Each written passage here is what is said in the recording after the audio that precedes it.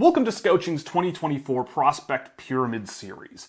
What we're going to be doing here is taking a look at every NHL team and their prospect pipelines and grouping them into general tiers and just taking an overall high-level look at an NHL team's prospect pipeline. So the way this will work is we're going to start with teams that generally seem to have quote-unquote the best prospect pipelines in the league and work our way down as we go. Before we get into this, the first thing I want to chat about is the definition of a prospect in my line of work. You ask 10 different people, they might have 10 different definitions, but it's helpful to understand exactly what I think of when I think prospect. For the purposes of my work, a prospect is defined as a player that is within 5 years of their first year of draft eligibility, who has not played a full entire NHL season's worth of games played yet. So names like Leo Carlsson or Connor Bedard are not prospects, but players like Macklin Celebrini or Stein Solberg or Nathan Gaucher are certainly prospects in my books. The other thing I want to talk about is the definition of the tiers we're going to be using. So working our way down from the top, my top tier is a franchise player. And it helps to think of these tiers as if you were offered a trade for these players. A franchise player is a player you are just simply not trading no matter what. The highest of the high ceilings, it's extremely rare for me to hand one out. There's only a couple in this entire video series. Coming down from that, we're going to go with a core group of players, which is players you really don't want to have to trade, but if you got a really good deal for them or circumstances were a certain type of way and you kind of had to make a deal for them, they would fetch a lot. From there we go down to the depth category, and the depth category sounds bad, but the depth category generally encompasses guys who might play on your second line, third line, maybe fourth line down the lineup, something in that region. Basically just the rest of an NHL lineup day in and day out. Beyond that, we go to the maybes, and these are players who are a bit of a wide category of who I'm not exactly sure about, or maybe a bit of a long shot, but I could see them playing some kind of role in the NHL down a lineup, or maybe they have a high ceiling but might not get there. Just a basically big group of guys who are maybes. At the bottom of the pyramid, we've got everybody else, and these are generally older prospects who have taken a lot of time and have not really come close to the NHL yet, or players who have been recently drafted that I just haven't seen a tremendous amount of major upside in, and maybe they'd be something, but they're not quite at that level where I can definitely maybe see something there, if that makes any sense. So in short, franchise, you never trade them. Core, you really don't want to have to trade them. Depth, you could see a world where you trade them. Maybes are probably guys that bounce around from team to team.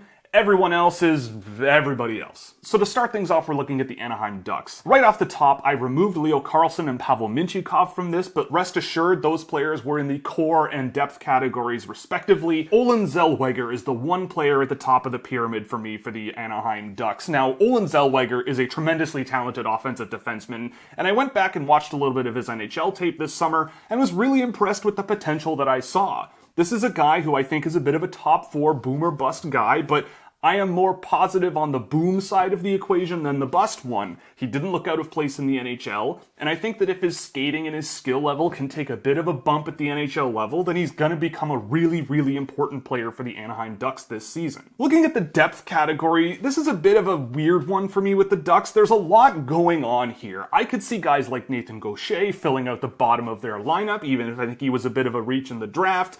Beckett Seneca is in here, which might surprise a lot of people, but he was a guy I had in my late teens, early 20s on the board this year, and I see him as maybe a middle six offensive-leaning winger. Same thing with a Lucas Pettersson. Tristan Luneau has been coming along quite well, better than I expected, with some NHL games under his belt from last season, but I do think that there still is a bit of a ways to go for Luneau to really hit high-end potential. I stuck Cutter Gauthier in here as well, which people might be a little bit surprised about, but again, similar to Beckett Seneca, I see him as a good middle six offensive player who can score goals and has some pretty good skill, and just not quite at that level of you really don't want to have to trade him unless you really have to, but he could get there. I think the talent is there. Closing out this tier, we've got Stein Solberg and goaltender Damian Klara. Now, Klara's just come along better and better every single year. He's part of Brynäs in the Swedish league, who just got promoted back to the SHL, And I'm really curious about Stein Solberg from here. He's going to Färjestad to play in the SHL as well. I feel like he'll be a physical menace in that league, and I think that if his skill level and his skating ability can develop a little bit from here,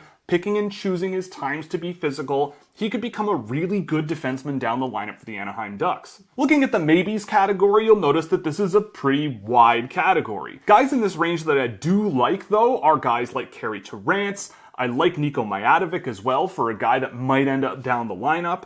Noah Warren has some good defense-first hockey that might also fit in down the lineup for the Anaheim Ducks. And from this year's draft, I'm really curious about the upside potential in a guy like Terrence Smith.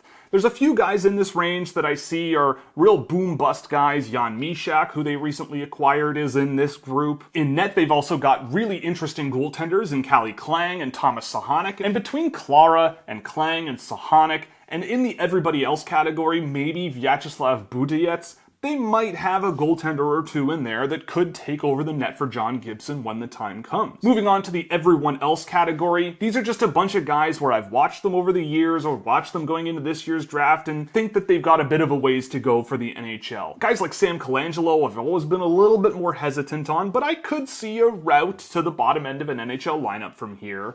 I'm not a huge fan of Rodwin Dionisio, for example, in terms of projecting to the NHL, and sure, any of these players could work their way up the pyramid in future years, but I just haven't been the biggest fans of these guys, and we'll see what happens. It's not impossible for everybody, but they just fall further down the pyramid for me. So that's it for the Anaheim Ducks. If you liked the video, please like and subscribe and show all your friends, so to speak. If you really liked it, you can go to Scouching.ca, where a subscription gets you early access to content, exclusive written content up there as well, data tables for drafted and undrafted prospects alike. You can keep track of all these players if you wanted to. And of course, there's the Scouching Discord server, where we have tons of great discussion about hockey and prospects and all kinds of other subjects. So with that, we end the Anaheim Ducks, and next we're going to be looking at the Carolina Hurricanes.